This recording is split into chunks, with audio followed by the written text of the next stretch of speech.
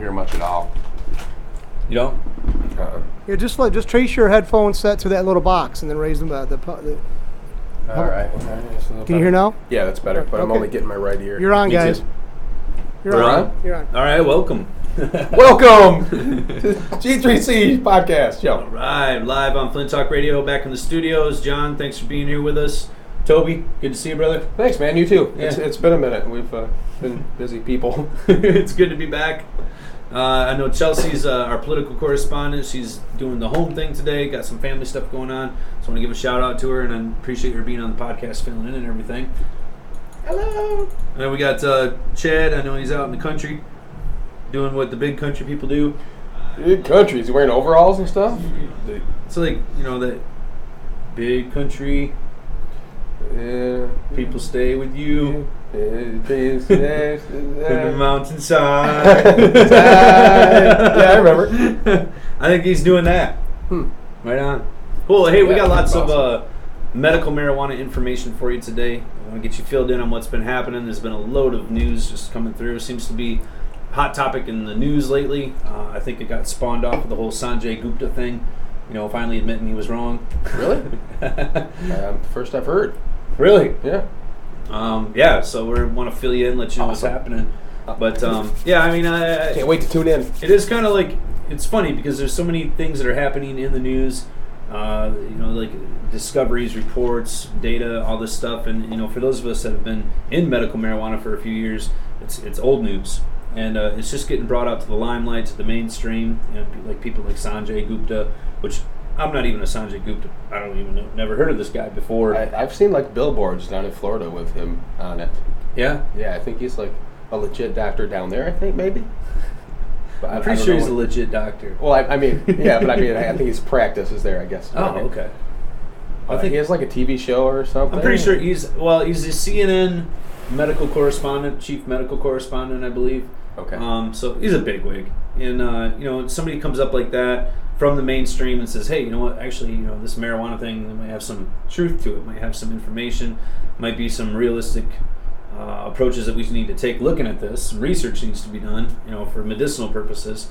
And, you know, for so long, the federal government has stood there and said, hey, you know, medical marijuana, there is no such thing. You know, right. Marijuana doesn't have medicinal value. And then you have somebody like this come up and say, well, no, we're wrong. It does. It definitely does. Yeah. And a lot of people talking about the family with the young children in it, you know, stopping the child from having seizures. Yes. We've certainly seen that at the Compassion Club, not necessarily in minors, but in, you know, helping out people with MS and other related issues where seizures are a common problem. It definitely has a medical effect on there. It's almost instantaneous. Yeah, and, we've seen people get kicked back out of hospice because they're not dying anymore, so that's good. Absolutely. It is amazing, and I think it's even more amazing the fact that the mainstream media is continuing to just ignore this, and then all of a sudden now it's like new information. Like, really? That'd be kind of a cool thing to have a distinction of being the first person to be kicked out of a hospice. You know, you're not dying any longer. You're out of here. You know, that'd be kind of a cool, you know, thing to be bragging about. Absolutely. You know, and we constantly are seeing examples of people that are in later stages of cancer and using different types of cannabis to treat that, and actually having a turnaround. Right. So I mean, you're absolutely right. I mean, it works. It does work, and it works for a whole host of different things. What we need to do is have more research. There's just no question about it. We need to have more access as well. That's the big thing. They need to get exactly what's helping their ailment. True. They need to have access to it all the time through their whole sickness till they're better. And I think we have to stop discounting anecdotal data. You know, when we have patients that are saying, hey, this is helping me, well, I don't need a study to back that up. Right. You know what I mean? If somebody takes something and they say, hey, I feel better, that should be evidence enough right there. Right. Okay, good. And we have to obviously look and see if there's any negative factors that are going along with that and kind of weigh the balances. But in most cases where we're seeing people using medical cannabis for these types of symptoms, we're not seeing negative results. You know, we're not seeing things like kidney failure or diseases or, you know, susceptibility to other autoimmune dysfunctions. Yep. You know, a lot of the medications that are available now are autoimmune depressors, and so yeah, it might treat one symptom, but then all of a sudden now this person's susceptible to all kinds of different types of ailments, and that's certainly not anything that cannabis has a side effect of. it doesn't do it. Well, a couple of weeks ago, I was talking with a friend of mine, and he's very vehemently against marijuana because he says, well, there's 2,500 carcinogens in each joint. I said, well, I then refuted that with the idea of, the metabolites, which would bypass the burning process, which would probably be the cause of releasing of those. And then he said, basically, he just came to the conclusion, it dismayed me. Well, it's like, well, there's no scientific proof that that actually has any impact on the disease itself. I went, okay, if it doesn't have anything bad that's happening to it, contributing to the the illness, doesn't the Hippocratic Oath says the first part of it says first do no harm? Mm-hmm. So if it gives a psychological advantage to the patient, I think that's worth it for itself. True, absolutely. And I would refute your friend that there's been no studies or anything done to verify that cannabis is used medicinally, because there has been quite a few different studies. Of course. In fact, actually, I was reading just the other day on a study that was done in Israel, and it was a doctor who was working on certain strains that were made specifically for treating various ailments. And in Israel, cannabis has been used for quite some time. Right. One of the leaders of research. But there's countless different studies. In fact, I pulled up another one recently from the University of California, San Francisco, talking about how THC itself was used to treat peripheral neuropathy. There's countless studies. There's also patents, so you wouldn't have patents on medical cannabis for treating different things if you didn't have studies backing them up too. Well, even not on paper. I see literally every day I hear somebody talk about how they've given up medication or whatever. So the fact that they're willing to give up their medication that's supposed to be helping them for marijuana, that's proof in itself. If it didn't help them, they wouldn't want to give up what's supposedly helping them. Crazy. I'm trying to pile this up here. I keep getting cbnnews.com. It's not what I'm looking for. You looking for Sanjay Gupta? No. I was looking for the study that had maybe it might have been CBD. Let's see here. Oh, gotcha.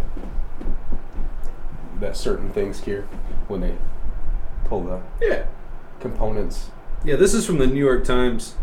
And this was new insights on marijuana in Israel. Here you go. Oh, cranberry peach tea. They discontinued it. This is like my favorite thing ever.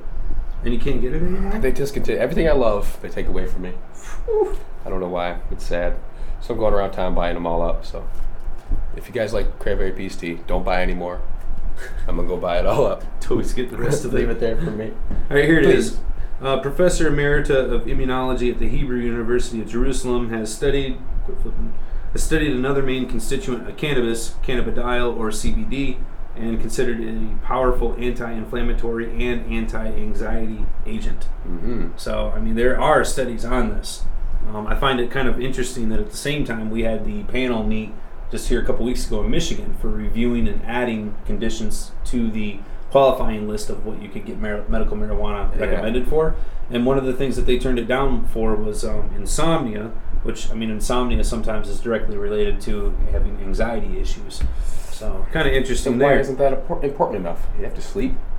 There's know. studies that back that. You have to sleep. So if a person can't sleep, that's pretty detrimental to your health. Yeah, how long can you go without sleep? I don't know. So if you need cannabis to sleep, why should they deny that to you? It's wrong, man. It's wrong. Now, a lot of times the argument is that there isn't research or that there's other types of medication that's already approved out there that it could be as or more effective than what cannabis is used.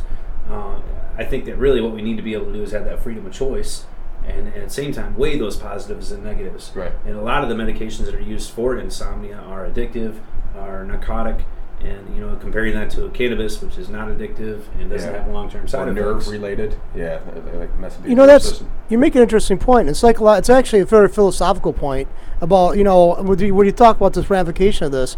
It's like what kind of panel you assemble so they can actually justify or rationalize the choices other people want to make about what they want to take into themselves to help an ailment or a condition. It's like, why do we give this? Why does it got to have look towards authority when basically since it has done no real harm in all these tests, that should be enough to satisfy that thing right there. And if you have an ailment you think this helps with, why can't you make that decision totally upon your own? Why do you have to go to some authority? Right. Like have alcohol. That cleared. Same thing. Everybody drinks alcohol probably for a different reason. the way that it affects them. It might help them sleep. Another person, it might help them stay awake. Who knows? But they don't regulate that or tell you, and that's it's freedom of choice. It is regulated, but how you can go buy as much alcohol as you want. Or you can make your own. They're not going to say. You can make your own. If you got fruit and sugar and some yeast, you can make your own. Okay, I mean this is keep in mind we're talking about a plant. Yeah. You got some soil, some water, and some light. You can grow it. So I don't see how, yet the extremes are willing to go to regulate this. I mean, since you guys are coming into the studio, I mean, this made me. I see, look at the past. I see the horrific deeds or misdeeds our government will do just to keep a plant out of people's hands. It is amazing. Speaking of that alcohol, there was a interesting thing. NIDA, which is the National Institute on Drug Administration, same group that actually grows marijuana for some of the patients federally. Okay. They actually came out with a study or a statement here just a little bit ago, saying that they were denying that marijuana was less toxic than alcohol, and I just find that just to be preposterous. Yeah. It was in response to an ad that was being put out. There was an ad that was being developed.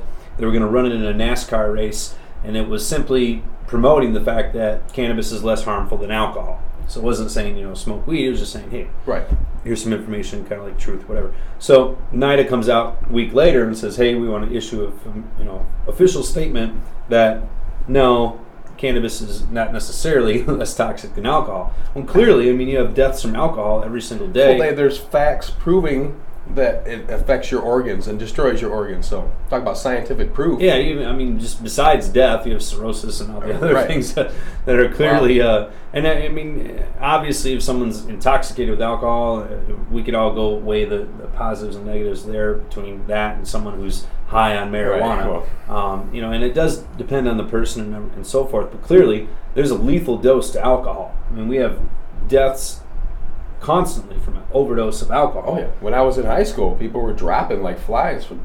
Kids just experimenting, drinking too much the first time. Yeah, it's a serious concern. And here we are. You have the federal government, NIDA, an agency of the federal government, coming out and basically saying, no, we're not going to condone that. We don't deny that. Yeah. When I was a kid, I was coming home from the store up here in the corner. There was a guy trailing behind me. He was like all over the place. I knew he was drunk, though. There's 2 bars in the neighborhood, so I knew what drunks look like. Well, he toppled over on this hillside just down from my house. Well, I just thought nothing of it, went home. Well, 15 minutes or so, I looked down the street, and there was a neighbor, and then the people were gathering around. Turns out, to make the long story short, the guy died, and what it was is a cause of alcohol poisoning. Wow. And so, I mean, he's the early kid. I was 7 years old when I saw this. That was the first, and now I saw a person essentially die right in front of me, or behind me, rather. And I never knew that, that drove it home from an early age that alcohol can kill you. Oh, yeah. Yeah. Other than that, it's dangerous. Yeah, the guy that I got hit by a drunk driver a few years ago, and we found out that he was in the bar. They cut him off. He was in there like all morning, trash. They cut him off, and then he stayed in there until the shift changed, and then the next person started serving him again. So he was just completely trashed for like 10 hours in there, and then they let him leave. Thank you. Yeah, thank you. Right. I feel safer now. Yeah. All right, we do have some other news I want to go over. There was, let's see, we had the panel. They denied insomnia and autism, and they do have their next hearing coming up here I think it's next week. Did anything make it through? I think PTSD is still being reviewed, and Parkinson's, same 2 conditions that we were reviewing before. So they are having a public hearing, so you can speak at the panel if you would like to. That is next week. If you want to check that out, just look it up on Google there. You got it's the Michigan panel to add conditions to the medical marijuana law. Basically, you can go on there and go speak, raise your voice. If you know someone who has PTSD or suffers from Parkinson's, you can testify. I know that we've received some information we'll be submitting as well. But, these are whether or not to add conditions so that someone could qualify for medical marijuana because they have these.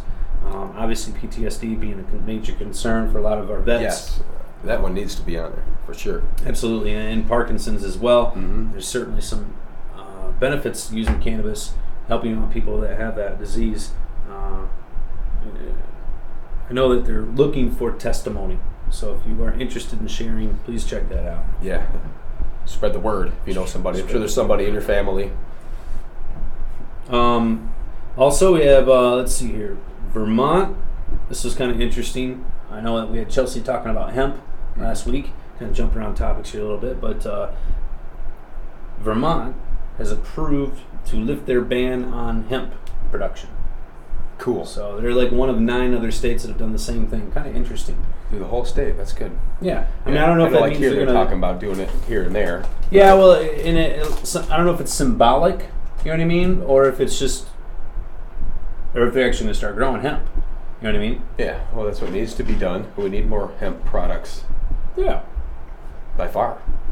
Everything can be made of hemp. I seen a show, they made everything, a whole house, entire house, even the coating around the wires and the refrigerator, like the whole refrigerator pretty much, except anything that's metal they couldn't make. But yeah, it's really impressive. Replacement for concrete, fiberglass. Yep. All those types of things. It's absolutely amazing.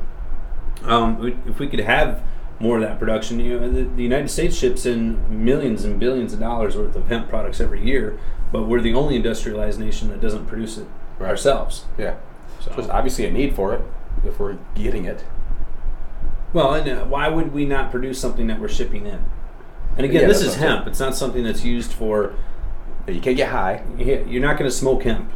It'd be like taking your cow's corn and trying to feed it to yourself. 2 different things. Right. But that's good. Yeah. Spread around. This should be nationwide. There should be an overage. We should have too much hemp. We should have stockpiles of hemp rope. Well, and I think an acre of hemp, not only could you use that to build a home, you could also take the seeds, grind it into flour, you have a whole food. Right. So there's a lot of different uses behind it. Yeah, and it's totally usable. Everything, even the root balls. Yep. For that matter. We had a couple local ordinances come out this last week.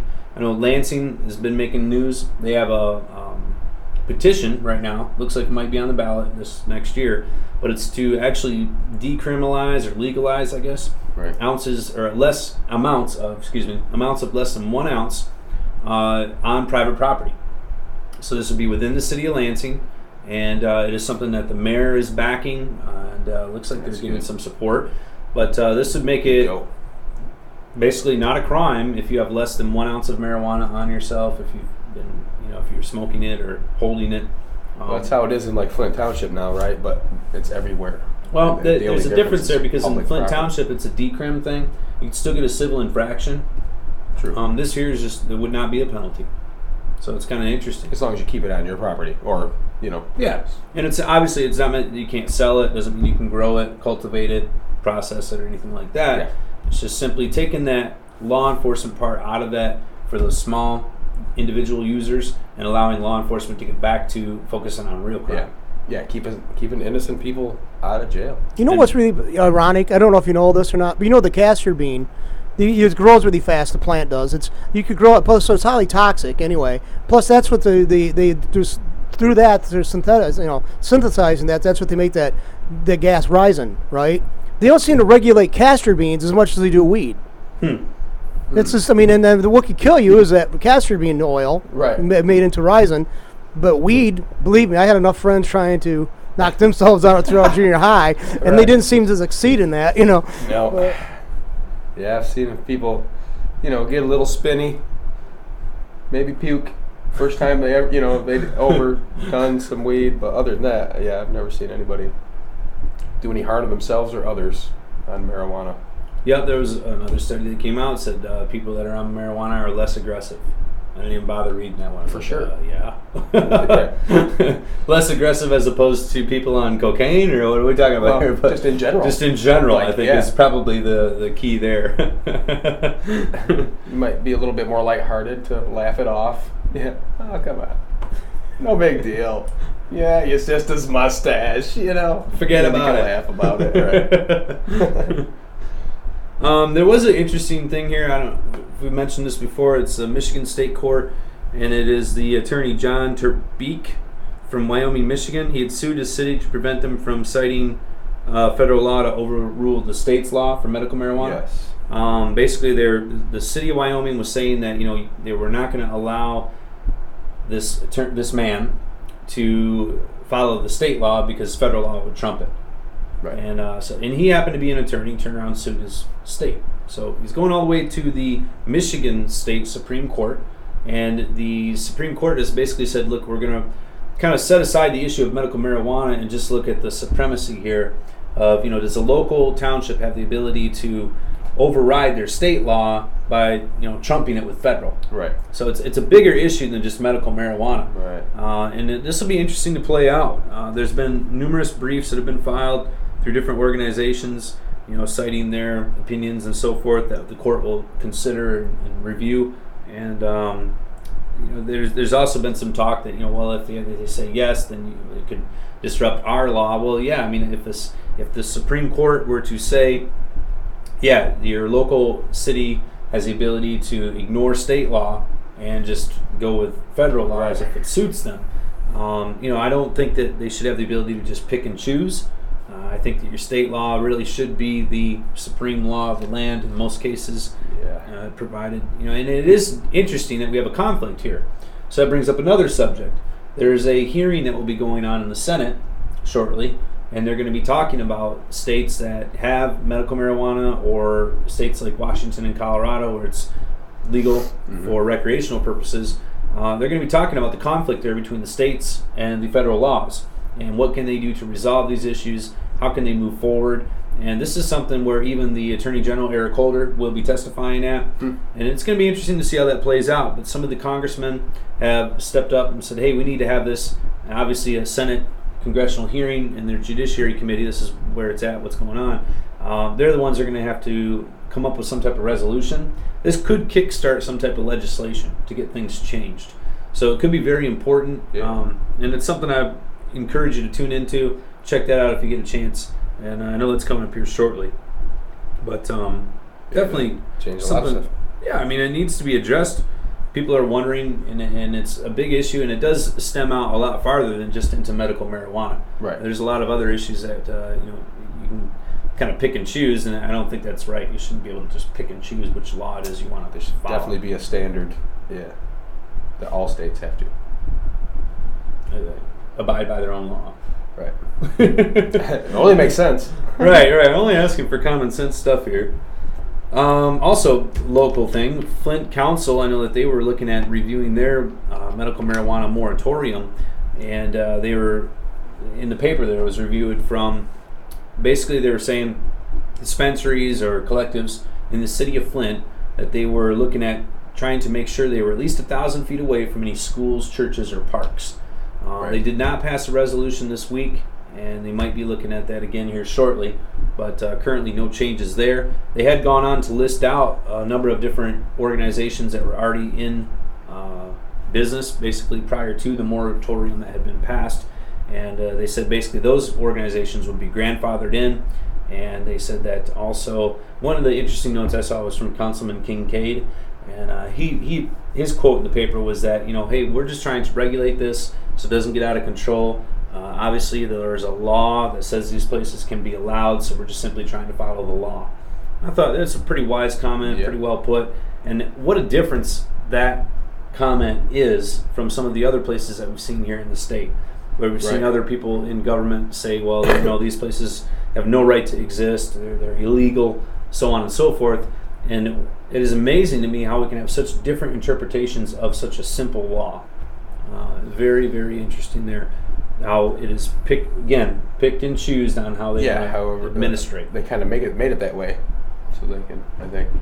Well, I think that you have to take the law for what it's worth, and trying to extrapolate and put different opinions on top of that. It's where it gets muddied up. Yeah. And I think personal opinions obviously are playing a part here.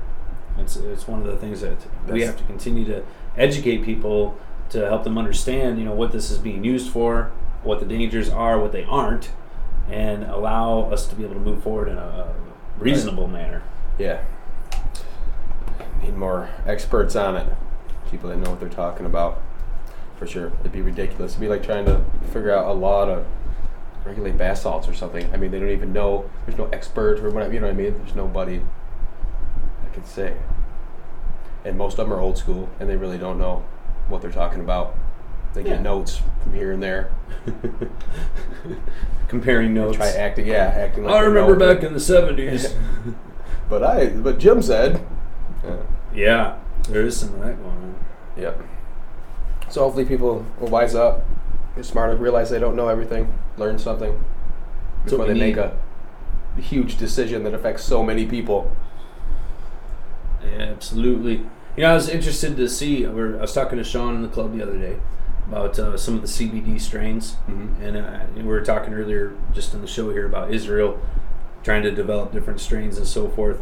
And I think it kind of brings up the point that sometimes the people that are in the industry are far and away above and beyond what the news or what the media is telling you. Yeah. Or what the expected outcome is. Like, give you an example, this study on CBDs in Israel, they've been trying to develop a strain that would produce a higher content of CBDs versus THC in the strains. And some of the strains that we already have in the club are already above and beyond what you're hearing about in these studies. And I think it's very interesting. The same thing with some of the other types of forms of cannabis that we're seeing come through with some of our caregivers. The test results are just absolutely amazing, and the content that we're seeing is far and away just a lot more extensive and a lot more thorough than you would think. Also, it's a lot better results. Yeah. Like the NIDA University been producing cannabis for quite some time. I think their average THC content was below 10. Wow. And there's that's a University of Mississippi basically is the one that's responsible for growing all that cannabis. How could you possibly do that for 30 years in a controlled environment and still have these mediocre results? I think that we have to take a look at what the caregivers are doing or what the common man is doing in a sense, because really when it comes down to it, your caregivers are most of the time they're going to be more in tune with what their patients' needs are than anybody else. I mean, that is a hands-on, one-on-one situation, and that's really what it's supposed to be. But when you have that type of interaction, the amount of information that we can gain from that is so much more. It's so much faster, and it's verified so much quicker. I think that we have to be able to look at that information versus just trying to find it in a book. By the way, I'm going to interject here. I'm sorry to interrupt you so many times, but No. during that course of conversation I had with a friend of mine last week, he also brought up not only the 2,500 known carcinogens allegedly in marijuana. He also said, well, see, anybody who grows it then could sell it, and then they might just put they might use Miracle Grow, and then that's passed on. That's got chemicals, and that's passed on the plant, and that's going to be used by the patient. And I went. Well, then I told him about, you having, that diagnostic group or with the group that comes in and analyzes, the product that, is created, grown by the members. And he said, well, yeah, well, what does that mean? What does that mean? I said, well, that way they could tell you with those chemical analysis of what kind of insecticide, pesticide, whatever this plant might be exposed to. I said, so they're doing self-policing efforts already. Absolutely. I said, your concern right there is already being addressed. So he but I don't know if you ever if you ever realized the impact on that. But I said, a lot of times in an industry, the people who call for regulation more is not the people on the outside, but the inside. They want to make sure that they got what they need, the mark, that they already reached the mark, and they kind of want to shut out the other competitors by saying, well, look, we've reached this mark, we prove our product safe, our competitors haven't. And so I said that's who oftentimes calls for more regulation on the government behalf is the people who are employed in those industries. I don't think the point was made on him, but I'd like to make the point in case everybody hears that what you guys do with a group coming up there testing the product is basically like a step towards self-policing. And that's the thing. I mean, here in Michigan, we have a bill that's been talked about where they're talking about creating testing facilities. There's already countless testing facilities across Michigan that are offering testing to caregivers and patients where you can have your material tested. You can have it tested for potency. You can have it tested for pathogens, carcinogens. It's number one. You should. I mean, that's absolutely. The patient getting a good product is number one. And I think that's proof right there that you have, when people are in the industry, they're going to be the most interested in making sure their product is the top quality, is absolutely without reproach. And I think that's what we have to look at is, how can you have people going on and on about, we need to have regulation when they're not doing anything to regulate themselves. And you're right, John. A lot of times those arguments for regulation are really meant more to keep people either out or in of a business and not really meant to protect the actual consumer. And I think that's what we have to look at is so if we continue to provide or to drum up this need for regulation, really what regulation is going to mean is restriction. And I think what people don't realize is that by adding on those additional factors, you're going to increase the cost to patients, you're going to increase the cost of the production, and ultimately it's going to get passed on down. You're also going to restrict the research that's going on. A lot of times patients are now able to currently access all types of different methods of cannabis-based medicines, and they're doing self-experimentation, but thankfully they're doing it with a product that isn't going to be detrimental to their health. Yeah. And I think that's one of the big important factors. You say that for oxycodone and oxycontin. Well, you can't. Yeah. You can't, and that's not something you should be doing your own research on. I mean, that'd be crazy. But with cannabis, I mean, that's one of the things is that it's relatively a benign substance. It doesn't have these terrible side effects. It has no lethal dose rating, and we need to be able to find out what it's going to be able to do for these patients. How would we find out? We've seen patients who are being healed or cured of cancer, and yet we have just now we're starting to see studies come out. In fact, there was a recent study that just came out from the University of Harvard talking about how THC, the molecule of THC, is able to go in and start to break down cancer cells. Right. Well, I mean, we're seeing patients already benefit from this. So how many patients do we have to wait through, let them pass on, just to get our study out? And I think that's one of the damning things about the regulation, is that while we're continuing to try to legitimize the industry, we also have to remember that currently there's patients right now that are looking for some type of a relief, that are willing to try anything, that have already gone to the doctor, and they're not getting the benefits, and they're not getting the curative properties that they're looking for. They're just going through a process. And same thing like on the program there, back to the Sanjay Gupta thing, if you had a child that was going through 300 grand mal seizures in a week, certainly as a parent, as any person with any kind of heart, you're going to try anything you possibly could to alleviate the child's symptoms, and obviously you're going to be trying to figure out whatever you could do to cure them. And sometimes there isn't a cure, but alleviation is. So again, if we're continuing to regulate in the name of safety, we also have to continue to regulate in the name of compassion. Well, you talk about the epileptic seizures and stuff, the grand mal seizures. I had a friend of mine, personal friend of mine, said she always thought she had a learning disability because there was big gaps, and she was wondering why she wasn't getting information and remembering their information covering the class.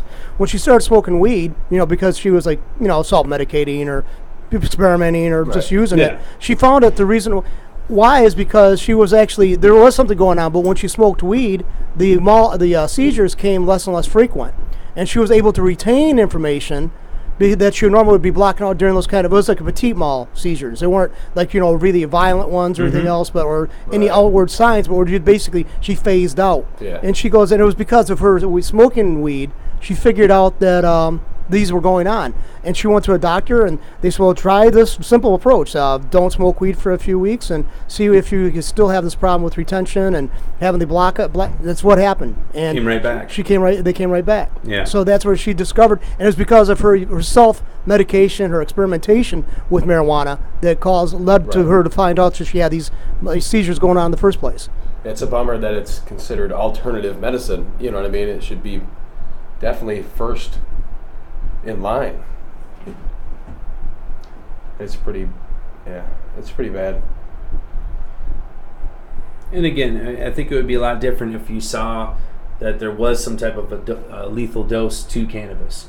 Like, well, if a person's this small or not old enough or take it this way, so on and so forth, then you got to be careful because it kill them. Well, no, that's not the case. It's not the case at all. The side effects are still going to be beneficial. You're still going to have relief a little bit, if you're taking it for pain or whatever. Even if it doesn't hit your pain right, you're still going to be able to deal with it a little bit better without such side effects affecting your kidneys and stuff from other pills. And through your experimenting process, eventually you will, hopefully sooner than later, but find that thing that helps you out exactly. And then you'll know what you need. You can stick with that. And hopefully it's not some patented product from the government. Well, and there's, speaking of that, there's been a couple different proposals, and I've seen it on some of the Senate bills here in Michigan, where they're proposing different types of testing that they want to have performed on on cannabis. And while we certainly do want to have and see more research, more testing, and so forth, if we mandate that testing, we're going to ultimately be denying patients access because of the cost, because of the processes, and so forth. Yeah, caregivers won't be able to cover costs, and they'll have to drop patients. Patients will suffer. It's a concern for sure. The harder they make it, that's the only people they're affecting. The more they look at the caregiver profiting issue or any of that crap, that's regardless. They need to be looking at the patient first. They need the medication. For sure. Well, hey, I know we got a couple things coming up at the club I wanted to mention outside of the news. Right. And stuff like that. We have our Adopt a Highway coming up here. Yes. It's on a Sunday too, isn't it? Am I right about that? I think it is. I believe it's on a Sunday, so everybody can come, even people that work and we usually can't. Yeah, the last couple I've missed because I've had to work. Right on. And we'll be cleaning 2 sections. And we have a section on Dort and a section on M13. Mm-hmm. And we usually meet at the club at 10 a.m., head out from there, come back, and then have some food. Yes. So we'll get you some more details on that next week, just to give you a reminder. It's up and coming. And then I think, did we just recently have the soup kitchen? Or is it coming up here? It's coming up. Soup kitchen's coming up as well. Yep, because Blueberry showed up, and he was like waiting last week, but nobody else showed up, and he was like, "Oh, it's not this week; it's next week." It's next week. Yeah. So we have the soup kitchen coming up. We're always happy to serve at the Flint North End Soup Kitchen. So if you can, please sign up and volunteer for that. It's only just a few hours in the afternoon, and we always love to help out there as much as we can. And we could use your help too. Yep, and I have never made it there, unfortunately. I've always had to work, but from what I hear, it's very fun. Everybody comes back always happy. Like there's no one acting like they slaved all day down there. They're bummed about that they went. Yeah, everybody's always happy and excited and feel good about themselves and feel good that they help people. So don't act like it's a chore. Come on down. Go help.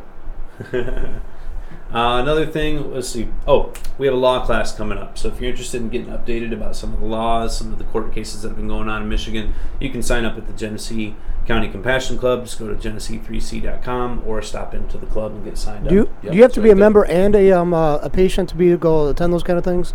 No, not for our law class. Where's that at? It's at the Compassion Club. Okay, in our right. educational center. All right, because what day is that going to be on? Or we're going to have yet to set a date on that. We want to get some sign-ups first, make sure we've got a full class. Because I'd like to be I'm interested in going on that myself. Absolutely. Yeah. Well, we can put you on the list. Put you on the list. Yeah, I think the date's going to be made after a certain amount. I don't know what the number is, but as soon as we get a certain amount of people, then we're getting close. Yeah. Yep. I seen it filling up. Yeah. So if you're interested in getting updated, making sure you're up to par with everything. I know we had a number of different court cases come through that have made impacts on the law, brought up a lot of questions. Yeah, the medibles concentrate thing I get asked 20 times a day. The Caruthers case. Yeah, that's one of them, among many others. So check that out if you can. Anything else going on? Got our DDK night coming up Friday, late night Friday nights. Right on. That's what we're doing. It was game night last week. They had a euchre tournament. That was a blast, full. So try to catch the next one if you missed that one.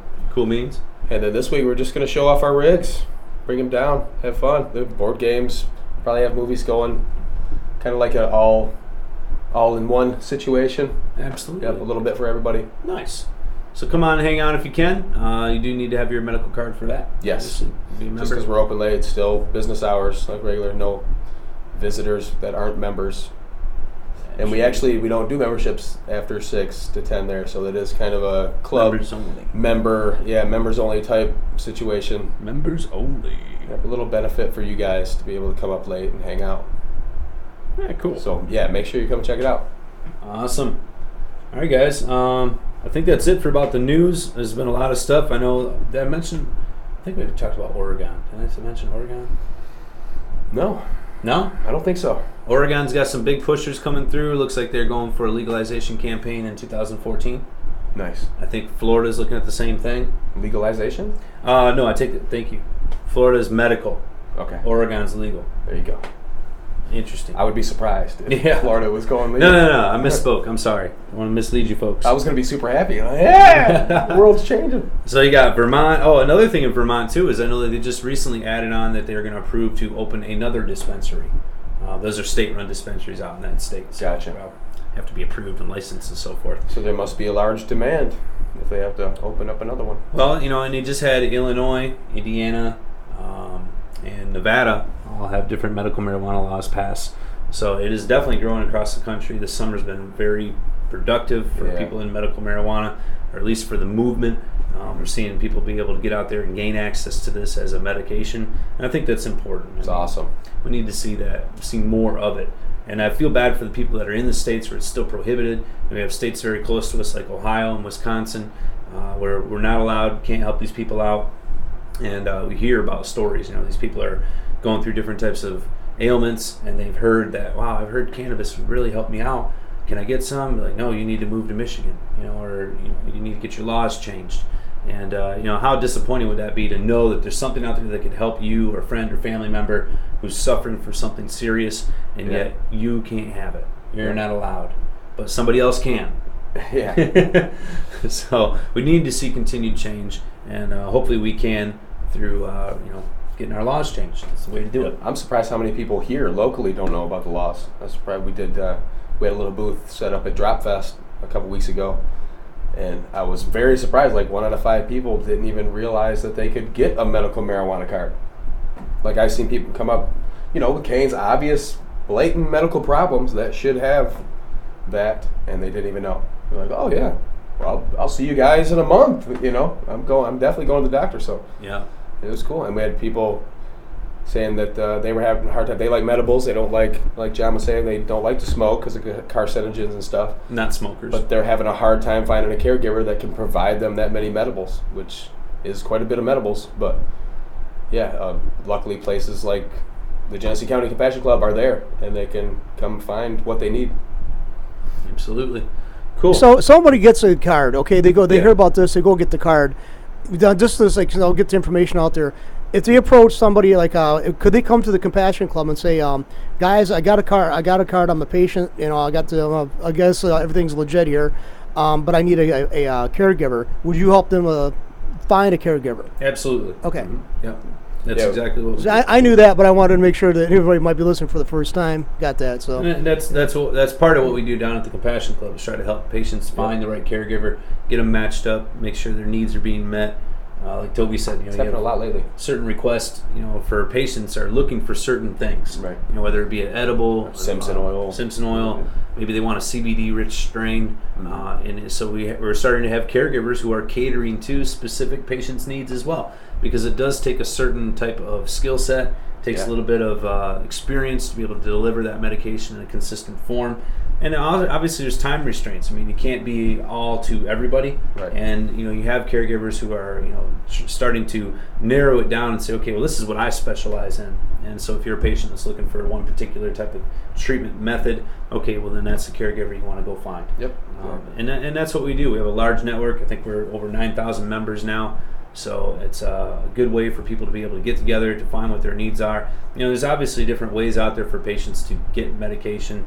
They can produce it themselves. Right. But even, if you are, say, a new patient, just went out, got signed up, got your card in the mail, okay, now you're going to start growing plants.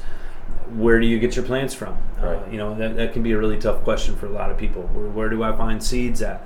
Or how do I make my preparations? Okay, I've got my first garden, it's growing, I'm about to cut it down. I don't know when to cut it down. I don't know when this stuff is done. You can imagine if you had just started growing tomatoes, and it was your first time, and no one never really told you anything about growing tomatoes, and all of a sudden you see a tomato on the vine, and you think, oh, cool. When do I pick it? Is this ready? It looks good. It's this big around and it's green. You don't know. Well, obviously it wouldn't be ready. We all know that from common knowledge. But when it comes to marijuana, growing your own and so forth, it isn't common knowledge. A lot of people don't know, and so that's another thing that we can get down at the Compassion Club is a whole fistful fury of information, and people being able to show you, tell you, help guide you through the process, so that you can start to either get it from a caregiver, find a caregiver, or start to produce it on your own. And like I said, big thing is trying to do enough experimentation to figure out what's going to work for you, what is it that you need to help treat your ailments, and then be able to go from there and be able to find that medication. So, and you need to be able to get medication for those 3 months until yours is done. Absolutely. Ready, Yeah, and a lot of people don't realize that a general cannabis harvest from seed to actually having usable medication, minimum is going to be 3 months. Right. And in some cases, it could be up to 6 months long before you're actually able to have something usable from that production. So it is a waiting period. Thankfully now, with the state having the new law go into effect in April 1st, when you get signed up in the program, you're signed up for 2 years now instead of just 1. So it gives you enough time now to actually get into the program, be able to really see how it's going to work for you, have enough time to find out what's going to work. And the other thing is, can you imagine a patient goes out, starts a garden up, and then finds out, oh, I'm growing the wrong kind of cannabis. Yeah. And that can happen. So these are common problems that we face every day that we see people running into. We're able to help them out and make solutions for them work. But if you don't have a network of people to come to, if you don't have other patients to bump into, to talk about, to find information from, it can be really tough for patients to figure out all those different schematics, if you will. Yeah, it's good to have help. Absolutely. We're there. There you go. Well, come on down if you guys do need help. Help's always free. We like talking to people and so forth. And we appreciate you joining us here on the podcast. Yeah, awesome. Yeah. Good show. Anything else, bro? I think that pretty much covers it. All right. Make sure you check us out Friday. Open till 10. Cool beans. John, thanks for joining us in the studio today. Always a pleasure to be here at FlintTalkRadio.com. And thank you for joining us here on the Genesee County Compassion Club show. Awesome. See you next week.